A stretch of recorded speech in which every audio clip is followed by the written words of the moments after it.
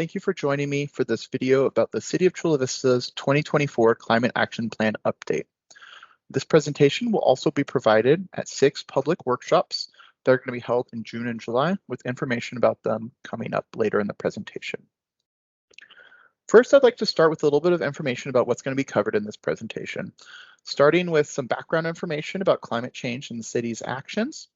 Looking at some implementation from the most recent 2017 Climate Action Plan, followed by some updates of the most recent 2024 update that we're looking to do, including some of the greenhouse gas reduction measures, and some outreach and next steps related to this CAP update process. So first, I will always like to start by talking about what is a climate action plan. Climate action plans help jurisdictions or organizations reduce their greenhouse gas emissions, as well as adapt to impacts that are already being felt from climate change. The City of Chula Vista has 4 climate action plans, starting with our CO2 reduction plan in 2000, followed by an implementation plan, an adaptation plan, and then finally the 2017 Climate Action Plan. All of these documents are planning documents and not CEQA certified or used for development streamlining. It's also important to talk about the reason we want to reduce greenhouse gas emissions and why we're taking these actions in the first place. This is a chart from the most recent IPCC report that showcases, because of the long life of greenhouse gas emissions, unless emissions are pulled from the atmosphere, future generations will see the most impact from greenhouse gas emissions and actions that we're creating today. As you can see, those who are born in 2020 are going to experience significantly more of the extreme heat and other impacts associated with climate change, rather than someone who is born in previous years. And I think it's this commitment to future generations to protect the quality of life that we all like so much is one of the main reasons why we want to take aggressive action to reduce greenhouse gas emission inventories in Chula Vista. Looking at greenhouse gas emissions in Chula Vista, we can see that we have seen some modest success with a 17% reduction since our 2005 baseline. This allowed us to meet our 15% reduction goal by 2020. So it's really great that we're able to meet our goals. And this is also with a 25% increase in population, which leads to a 33% per capita reduction. So it's great to show that we can grow and provide homes for California residents while also reducing greenhouse gas emissions. That orange or yellow, the yellow bar at the bottom there is our 2030, 57% below 2018 reduction goals. And that will be the main goal of this climate action plan, is putting us on a path to reach that goal. Talking about the 2017 implementation, I'd like to include some of the highlights that showcase some of the benefits that climate action brings to Chula Vista. First is the Building Energy Saving Ordinance, which is a benchmarking and building performance ordinance. This ordinance looks at existing commercial buildings, and it starts by requiring them just to report their energy consumption to the city. Hopefully this act of reporting and learning more about their buildings will encourage them to take advantage of new energy efficient technologies and reduce their energy consumption. But if they don't, the next phase will require them to record or to receive a building energy audit, which will showcase to them other ways that they can reduce their energy consumption in their building. But finally, if they're not able to, or they haven't reduced their energy consumption by the third phase, they'll be required to implement cost-effective energy efficiency improvements that we know will help them reduce energy consumption and increase savings. More information about this can be found at the link below, including an interactive online map that showcases the data that people have been providing so far. This is available to third parties as a way to further engage community members and look at how we can save energy at the community level. We also have the EV Community Shuttle, which is a group of completely electric vehicle shuttles that operate for those no charge for those 55 or older within the portion of Chula Vista indicated on the map on the right. Staff are currently working to expand the service territory and age of those served, but so far it has served more than 35,000 people and saved more than 3,700 gallons of gasoline. And more information about this can also be found online at the website below. We also have San Diego Community Power that has been created since the last Climate Action Plan. San Diego Community Power is an organization, JPA, of local jurisdictions that want to provide more clean, renewable electricity to their communities. As you can see in this power content label, SDCP has cleaner electricity than the average California utility, and also cleaner, 26% cleaner than SDG&E, who's the previous utility that served Chula Vista for electricity. And included on the right are some of the programs that the San Diego Community Power has spearheaded and is looking to expand ways to incorporate, increase clean energy and reduce greenhouse gas emissions.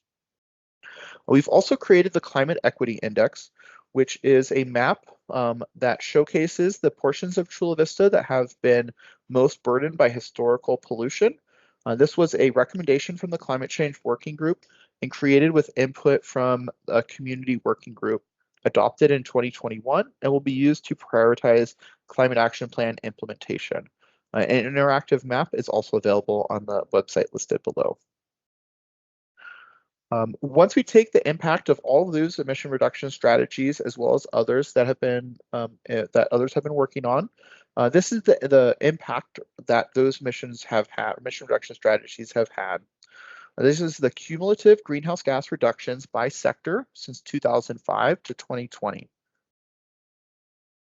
As you can see, on-road emissions are the largest reduction, but electricity and water have also had significant reductions. The only sector that hasn't reduced its emissions is natural gas, and that's why you'll see a focus on natural gas usage later on in some of the measures. Some of the priorities and main updates that are included in this 2024 Climate Action Plan update are net zero goals. So this is adopting science-based reduction targets for net zero emissions by 2045. This is where science tells us we need to go if we want to avert the worst of the impacts and minimize impacts to future generations. A focus on clean energy.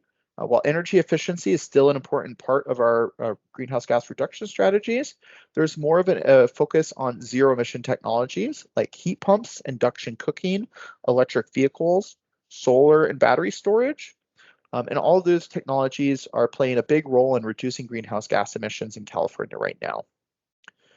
We also want to prioritize equity. Utilizing the Climate Equity Index, we want to use that for CAP implementation, as well as try to establish a climate equity fund to provide funding for some of the priority programs that are identified in areas identified in the Climate Equity Index.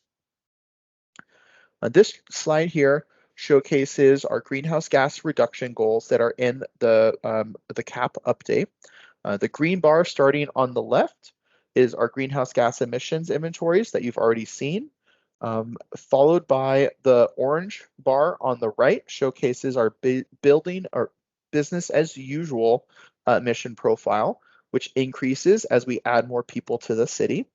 The blue bar in the middle represents emission reductions that come from state and federal actions. If the cities took no additional action, these are the reductions we would see. And the yellow bar represents our reduction goals. So bridging the blue or getting from the blue bar or blue line to the yellow line, reduction line, is one of the main roles of this Climate Action Plan update. You'll see the dashed line on 2045, that's our net zero goal. And a net zero goal means that it won't be absolute zero emissions in that time. As you can see, we anticipate having some greenhouse gas emissions in 2045.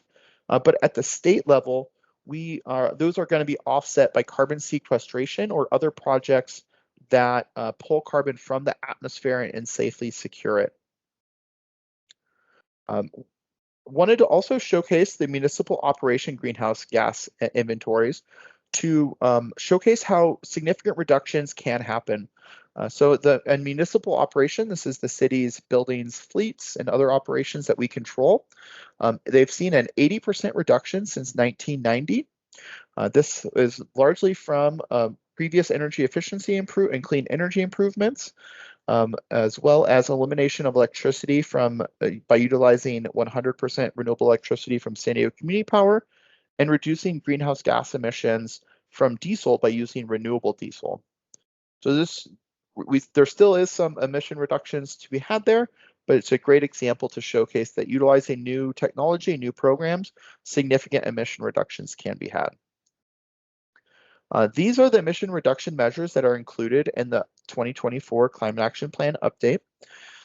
As you can see, we'll go over some of these in more detail, but some of the largest emission reduction sectors come from the state and federal actions, the building decarbonization, as well as increasing renewable and zero carbon energy to our community.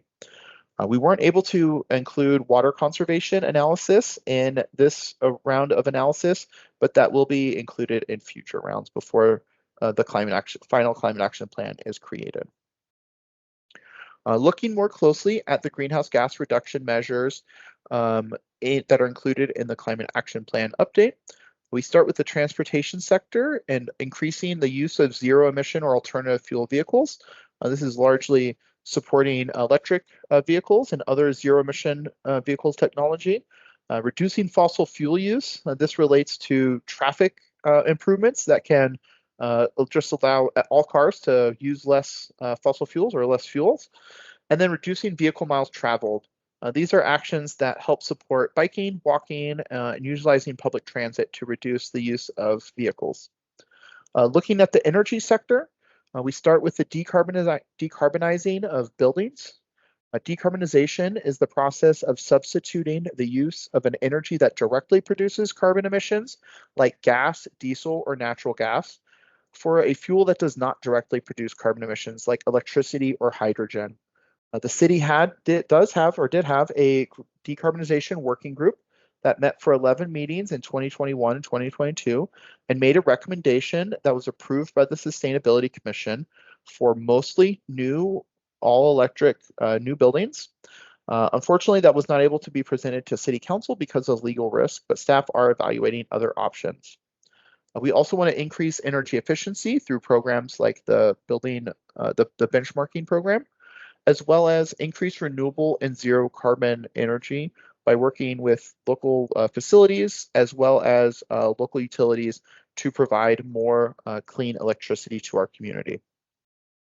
The other sectors include the waste sector, which is looking at implementing a zero waste plan, a water sector, which is looking to increase water conservation, and carbon sequestration, which looks to increase the urban tree canopy and sequestration through other plants as well.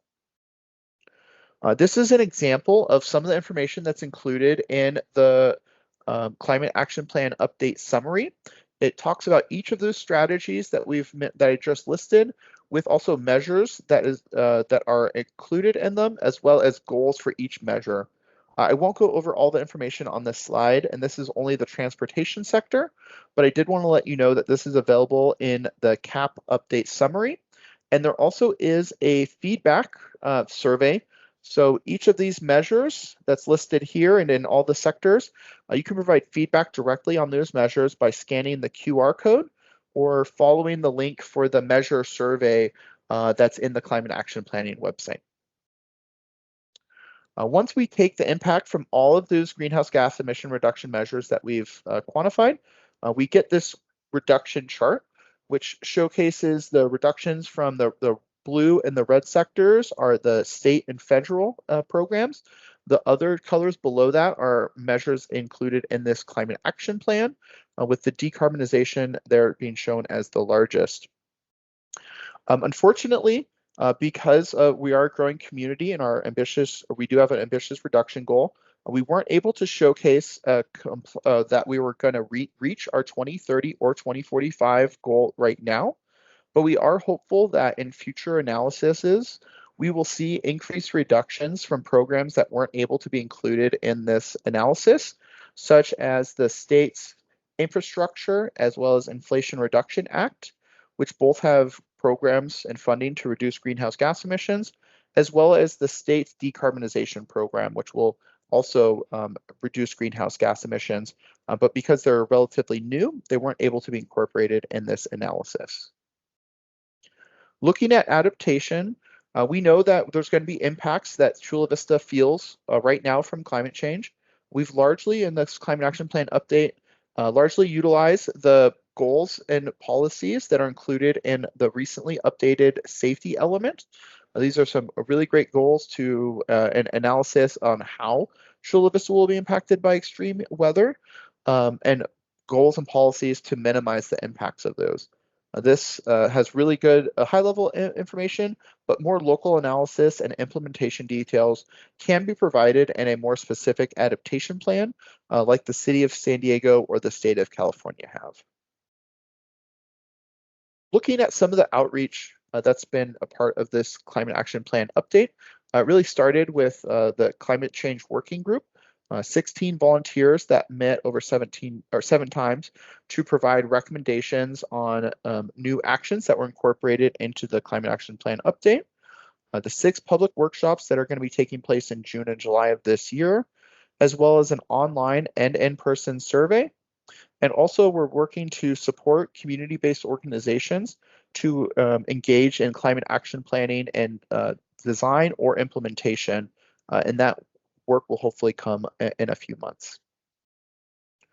Some of the materials that I've listed here can be, or the materials that I've listed here can be found at online at www.chulavistaca.gov/CAP, or you can also find the summary, which includes background information, greenhouse gas reduction targets and measures, as well as resources to take action now by scanning the QR code on the left of this slide, or you can view the survey by scanning the QR code on the right of this slide.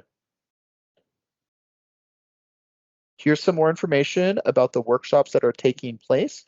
Again, they'll have the same information that's included in this recording, but if you have any questions, there'll be opportunities to ask those and provide more information or provide information through in-person surveys. Here's a timeline looking at some of the action that's been taken since the most recent Climate Action Plan adoption in 2017.